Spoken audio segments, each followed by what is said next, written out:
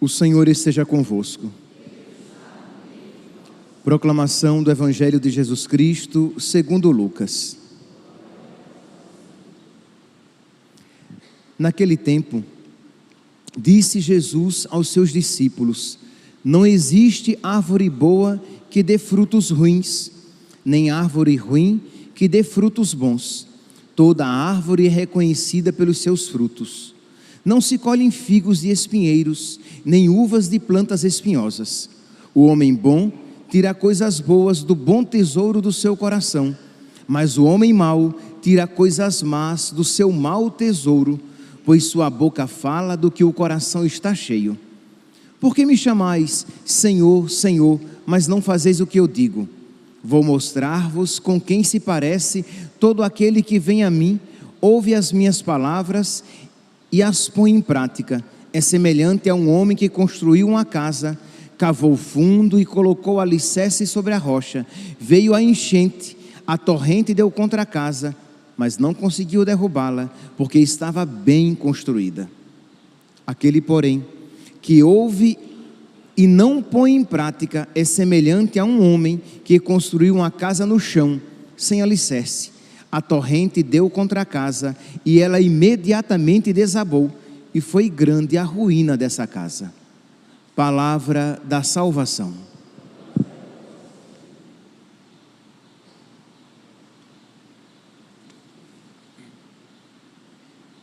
Caríssimos irmãos e irmãs, estamos celebrando a memória de São Cornélio, Papa, e São Cipriano de Cartago. São dois bispos, hein? Um bispo de Roma, São Cornélio, e São Cipriano. Eles foram bispos ali em meados do século III, por volta do ano 250 depois de Cristo. E o imperador que exercia perseguição contra os cristãos nesse período era Décio. Então, o contexto é esse: os cristãos perseguidos, os cristãos perdendo privilégios, porque se fossem descobertos cristãos, não podiam exercer funções públicas. Os cristãos que, dependendo da circunstância, pagavam taxas, impostos mais caros por serem cristãos, mas não tem problema, o cristão sabia que Cristo vale muito mais. Se esse era o preço de ser cristão, de ter os piores empregos à disposição, ou de pagar maiores taxas, não tem problema. Por causa de Cristo, perdi tudo, disse São Paulo.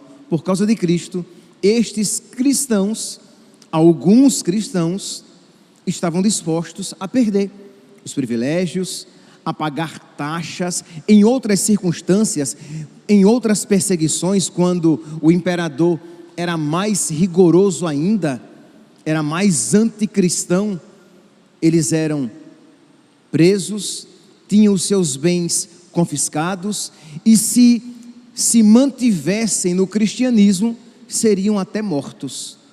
E nesse contexto, então, de perdas de privilégios, perdas de bens, perdas de oportunidade de ter uma boa profissão, uma vida tranquila, de prisão e morte, muitos cristãos então apostataram.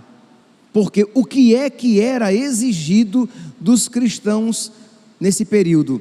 Que eles fizessem um ato de adoração ao imperador.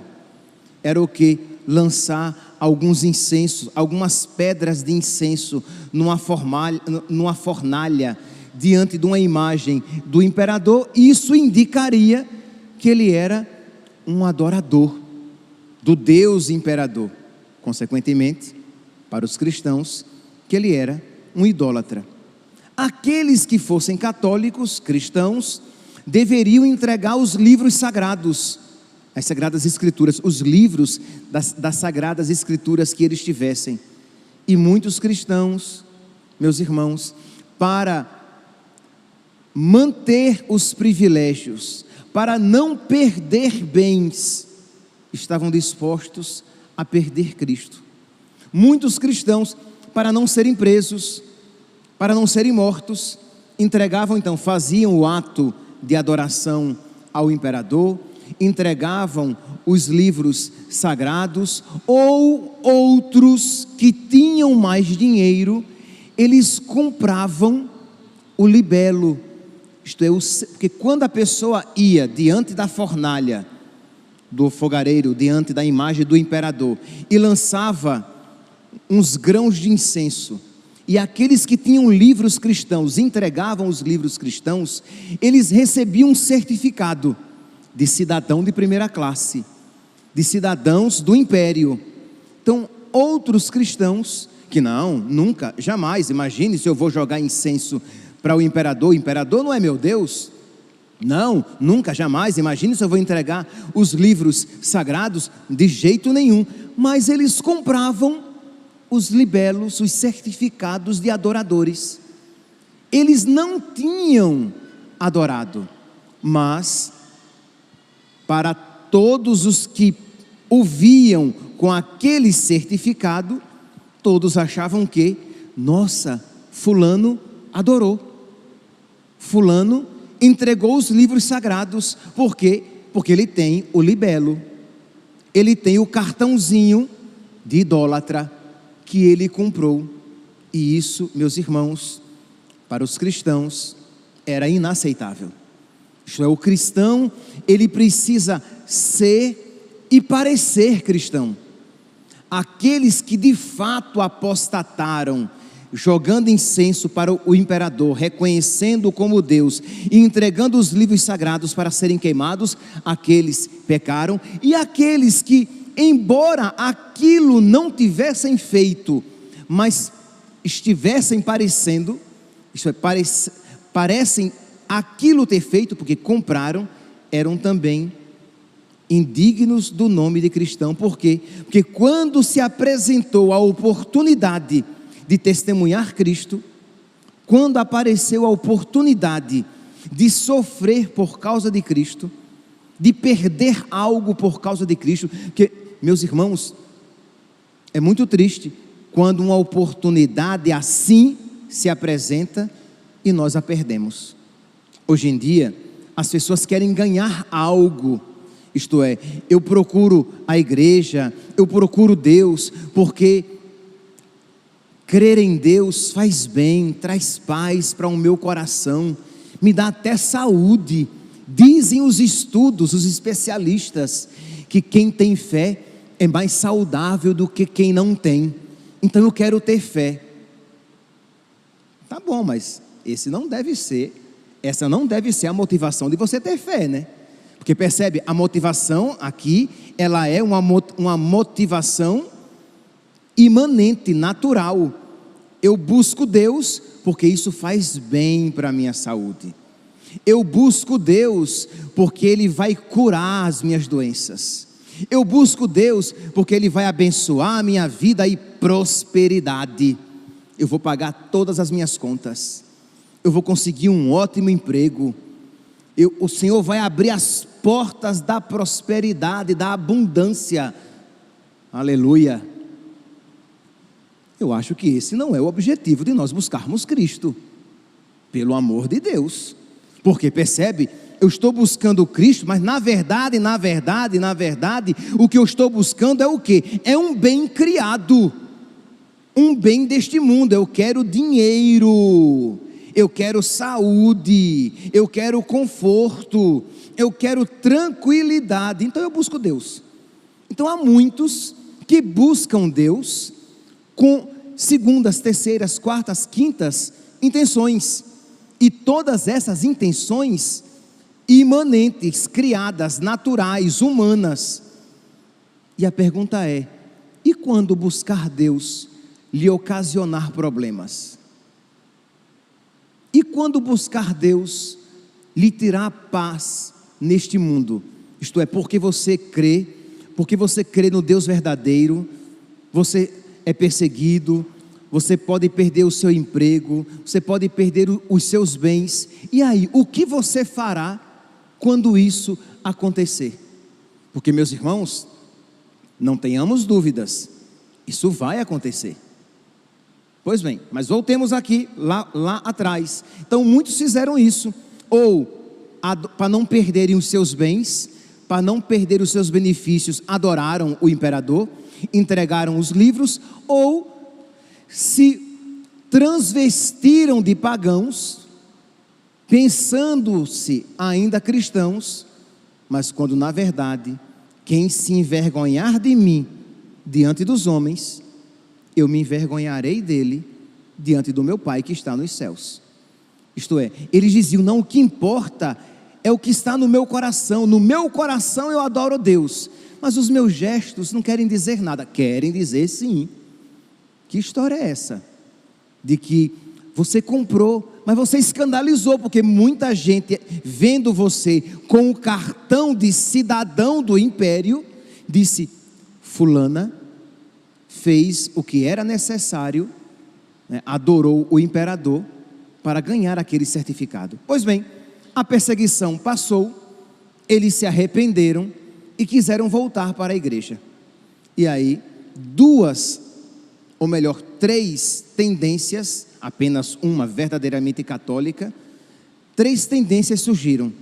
Uma em Roma, por Novaciano, que dizia assim, Novaciano era um rigorista que dizia, não, você pecou, não tem jeito, agora só no juízo final, você e Deus, nunca mais você será acolhido na igreja novamente, não tem perdão, aqui neste mundo não tem, no juízo, Deus aí pode perdoar você, mas você não poderá mais ser aceito na igreja, nem ser acolhido para os sacramentos. Essa era a tendência de Novaciano, mas existia uma tendência diametralmente oposta, tão errada quanto, que era a de Novato, que dizia assim, não gente, Deus é amor, misericórdia, fofura, Deus é muito legal, Deus perdoa todo mundo, que história é essa? Não, pode vir, volta para a igreja, que história, quer dizer, você nunca nem dela saiu, não precisa nem voltar para a igreja, você não saiu não, que Deus vê o coração e Deus perdoa sempre, hashtag céu para todo mundo. Então, Novato dizia, não precisa fazer penitência. E aí, São Cornélio em Roma e São Cipriano em Cartago dizem, é necessário fazer penitência. Você, contra Novaciano que dizia, não tem salvação para ninguém, se você fizer penitência, se você se arrepender dos seus pecados, tem perdão, porque misericórdia e piedade é o Senhor, Ele é amor, é paciência, é compaixão. O Senhor é muito bom para com todos, sua ternura abraça toda a criatura. Nada de desespero de salvação, é pecado contra o Espírito Santo. Se você se arrepender e se empenhar, a graça de Deus que já está operando no seu arrependimento, vai sustentar você nas obras boas e você alcançará a salvação. E São Cipriano, lá contra Novato, que era laxo, que dizia que hashtag céu para todo mundo, não precisa fazer penitência, São Cipriano vai dizer o quê? Tem que fazer penitência. Deus é amor, mas é justiça. E nós não podemos zombar de Deus. Então, você precisa reorganizar, né, as transgressões, os desvios interiores por meio da penitência, que é uma expressão de amor a Deus. Então aqui, meus irmãos, por um lado, nos mostra o quê? Que nós precisamos fazer penitência, porque é um dos remédios com os quais Deus cura os desvios, as doenças da nossa alma. Você vai se confessar, o padre ali dá como penitência um Pai Nosso e 3 Ave Marias, mas isso não significa que você deve se ater e se conter, né, se restringir àquela penitência pelo sacerdote imposta, mas você pode e deve fazer penitência, outras penitências, pedindo a Deus que cure, que sare os desvios da sua alma. Se você percebe que você é preguiçoso espiritualmente, se você percebe que na sua alma existe sempre a tendência contra a qual você precisa lutar, de sempre buscar o que é agradável e fugir do que é desagradável. Cuidado, isso é perigosíssimo, porque às vezes o pecado, e não são poucas as vezes, o pecado se apresenta a nós como agradável, e a virtude como desagradável, porque se nós estivermos enganados pelo pecado, os nossos afetos estarão doentes, de modo que aos nossos afetos, a virtude sempre se apresentará como algo chato, custoso, cansativo, enfim, desagradável. E o pecado, gostoso, saboroso, aprazível, desejável. Então nós precisamos ser movidos pela graça de Deus, pelos sentimentos de Cristo, pela sabedoria, e a penitência, ela nos predispõe a isso. Então quando você, voluntariamente, por amor, você faz uma penitência e pedindo a Deus que Ele modele o seu coração. Senhor, ensina-me, Senhor, a amar a Tua vontade. Ensina-me, Senhor, a Te amar crucificado, a querer me crucificar contigo, a completar na minha carne, a completar o que falta na minha carne, da Tua paixão. E isso, meus santos, é uma graça que vem do alto, porque por nós mesmos, nós sempre iremos querer o que é agradável e fugir daquilo que é doloroso, mas se nós pedirmos, o Senhor nos concederá. Procurai e achareis, batei e vos será aberto, pedi e vos será dado. E a penitência é uma forma de pedir a Deus, é uma forma eloquente de petição. Quando você faz uma penitência, demonstrando por meio dela o seu desejo de ter um coração renovado. E esta, meus santos, isto é, ter um coração penitente, é a condição da possibilidade de nós resistirmos nos dias maus, porque dias mais maus se aproximam. Muitos de nós pelo menos, experimentaremos isto que os cristãos lá no século III estavam experimentando. Chegará o tempo, e não está longe, em que para ser professor, você precisará renunciar a Cristo, a verdade de Cristo e a sua igreja, porque você terá que ensinar ideologia de gênero nas escolas. E a pergunta é, você vai querer permanecer no seu emprego e perder Cristo? Ou você vai escolher Cristo e perder o seu emprego? Ah, padre, mas eu tenho filhos. Eu sei, meu santinho, minha santinha, não é algo fácil. Mas os nossos irmãos cristãos, lá no século III, eles também tinham, e eu garanto, eles tinham mais do que nós, tá? Eles também tinham filhos, mas eles sabiam que a maior riqueza que eles poderiam deixar para os seus filhos era o exemplo de fé, e eles estavam dispostos a morrer por causa de Cristo, a perder os privilégios de então, para ter o privilégio de ser amigo de Cristo. Então, nós não estamos longe de um cristão não poder, pelo menos no sistema público, não poder mais ensinar, porque ou ele terá a marca da besta, sem a qual ele não poderá comprar e nem vender. E entendamos aqui que por marca da besta não é necessariamente uma marca física, mas se você não estiver dentro do sistema, você dele não participará. Você não compra, você não vende, você não terá uma vida boa, porque você não tem a marca do sistema. Ora, você é médico, mas se você não estiver disposto a fazer abortos, a fazer cirurgias de mudança de sexo, você não poderá exercer a sua profissão. Quantos psicólogos já hoje em dia sofrem perseguição Por quê? Porque não estão de acordo a dar conselhos que estejam antenados em comunhão com aquilo que hoje se tem por virtude. E eles, como cristãos, não vão fazer catequese no consultório, mas não vão dizer aquilo que é politicamente correto. E o funil, né?